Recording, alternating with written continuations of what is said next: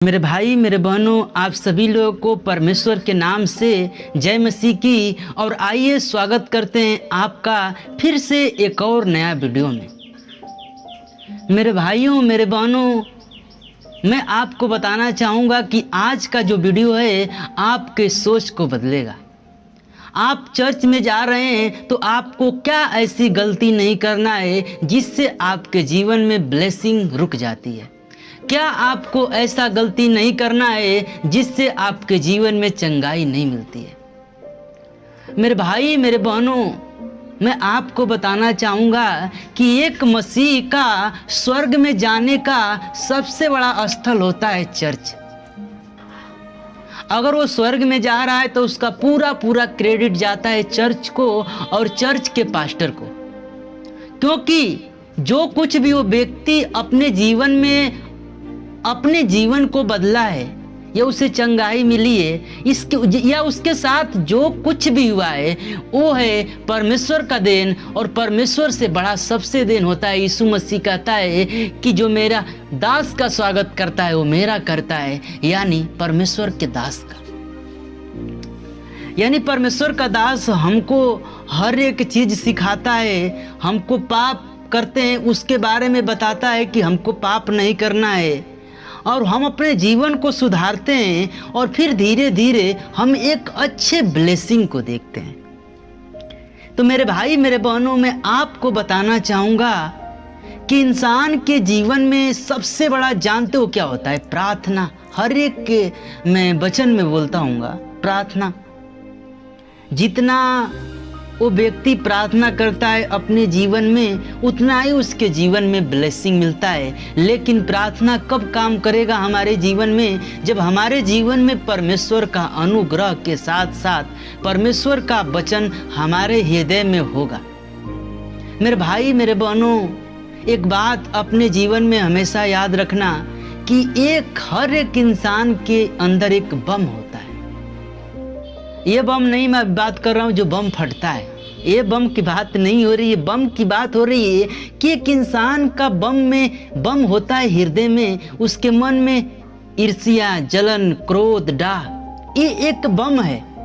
और ये जो बम है उसको धीरे धीरे खोखला कर देता है।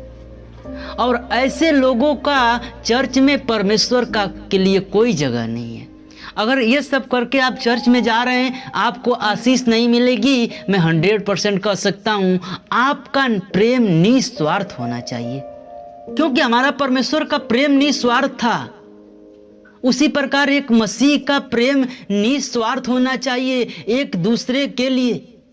अगर हमारे अंदर बम रहेगा, हमारे अंदर किसी के प्रति जलन, क्रोध, ईर्ष्या हमारे मन में अगर रहेगा तो हम ब्लेसिंग को नहीं देख सकते, क्योंकि ये सब परमेश्वर के दृष्टि में गलत है। परमेश्वर आपको स्वीकार नहीं करेगा। मेरे भाइयों मेरे बहनों, आप चर्च में जा रहे हैं, ये मैटर नहीं करता कि हम चर्च में जा रहे हैं। मैटर ये करता है कि आप चर्च में जाकर अपने आप को सुधार रहे हैं या नहीं, अपने आप में कुछ बदलाव ला रहे हैं या नहीं। पहले आप बहुत गंदे थे, आप चर्च में जा रहे हैं, दूसरे के व्यक्ति से सुना जाता है वो चर्च में गया, पहले बहुत गंदा था अब अच्छा हो गया। यानी क्या हुआ? आप जाने के बाद आपके जीवन में परमेश्वर ने बदलाव किया। अब बदलाव जानते हो कैसे होगा? जब अपने पाप को आप परमेश्वर के सामने मानोगे, अपने पाप को परमेश्वर के सामने अंगीकार करो और ये वर्ड जरूर कहो कि प्रभु तेरी इच्छा मर्जी पूरा हो। मैं आपको बताना चाहूँगा, आज मैं एक के यूट्यूब पे वीडियो देख रहा था और एक के बहन का गवाही था। मैं आपको बताना चाहूँगा मेरे भाइयों मेरे बहनों कि वो गवाही सुनने के बाद मैं हिल गया। मैं अपने जीवन में थोड़ा सा मुझे ऐसा लगा ऐसा नहीं हो सकता, लेकिन फिर मैंने परमेश्वर ने कहा ऐसा हो सकता है। मैं आपको बताना चाहूँगा कि वो जो गवाही था एक ऐसी गवाही थी मेरे भाई मेरे बहनों कि अगर आप भी सुनोगे तो आपके जीवन में शौक रह जाओ। अगर उस गवाही को आप सुनना चाहते हो तो मैं डिस्क्रिप्शन में लिंक दे रहा हूँ, आप उस गवाही को सुन लेना। वो बहन क्या है? वो बहन मर कर जी उठी है और बहुत सारी वो 7 करोड़ रुपए की प्रॉपर्टी के साथ छोड़कर वो परमेश्वर को स्वीकार कर ली। और आज उसके पास सब कुछ है। थोड़ा उसको परमेश्वर परीक्षा में डाला, लेकिन क्या हुआ, वो बहन मर गई थी, लेकिन परमेश्वर ने उसको जिंदा किया। वो खुद अपने गवाही में बोल रही है। और ऐसा हो सकता है मेरे भाई मेरे बहनों, बाइबल इस बात को कहती है, परमेश्वर ने लाजर को 4 दिन के बाद जिंदा किया। परमेश्वर ने वो व्यक्ति थी जिसका एक बेटा था, उसको भी जिंदा किया।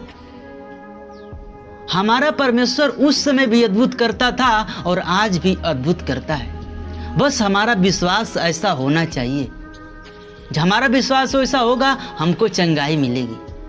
मेरे भाई मेरे बहनों, आइए मैं बाइबल से कुछ बातें करूंगा वचन से, और ये गवाही को जरूर सुनना। ये गवाही आपकी ज़िंदगी में बहुत कुछ बदलेगा। मैं डिस्क्रिप्शन में लिंक दिया हूँ।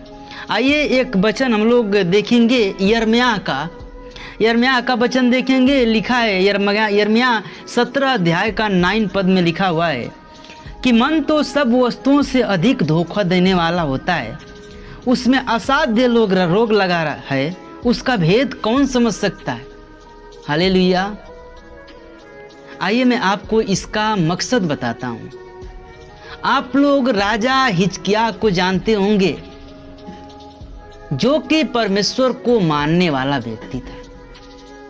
राजा हिजकिय्याह किस रोग से बीमार था, सब लोग जानते होंगे। उसको फोड़ा हो गया था और वो मरने पर था।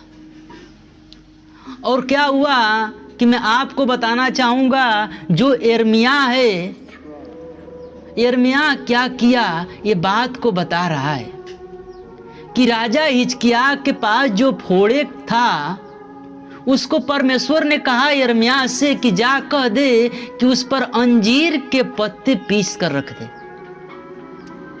और वो अंजीर के पत्ते को पीस कर क्या हुआ, रखा। वो परमेश्वर के बातों को माना और उसका घाव जानते हो क्या हुआ, वो घाव खत्म हो गया और उसका आयु 15 साल परमेश्वर ने और बढ़ा दी।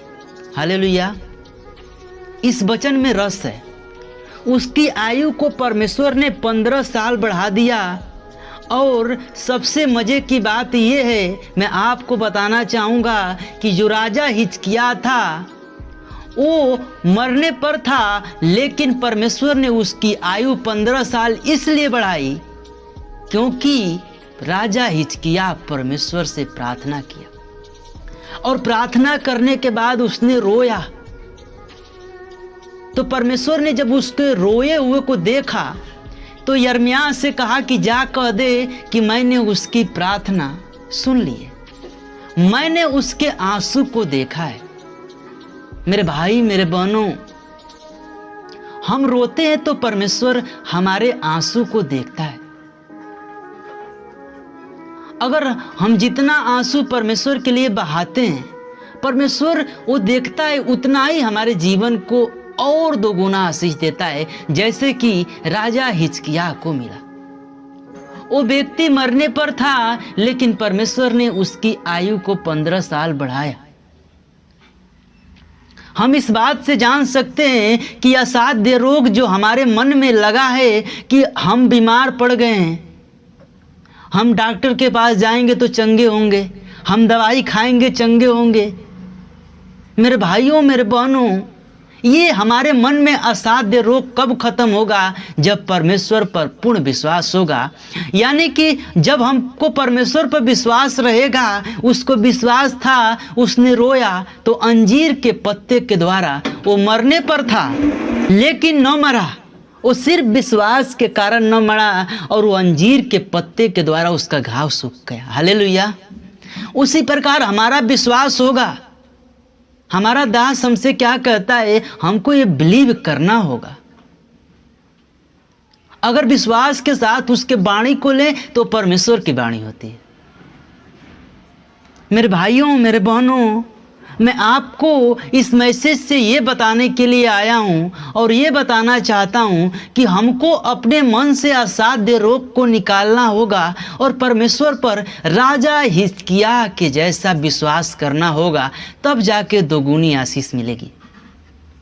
और सबसे जो दूसरी बात है ये है, पहली बात मैं आपको बताना चाहूँगा इस वीडियो का रस कि हमको जब भी चर्च में जाना होगा एक दीनता के साथ, गिड़गिड़ाहट के साथ, परमेश्वर के साथ प्रार्थना करना होगा, तब जाके हम अपने जीवन में ब्लेसिंग को देखेंगे। और दूसरा कि हमारा विश्वास राजा हिजकिय्याह के जैसा होगा तो हम अपने जीवन में एक ब्लेसिंग को देखेंगे।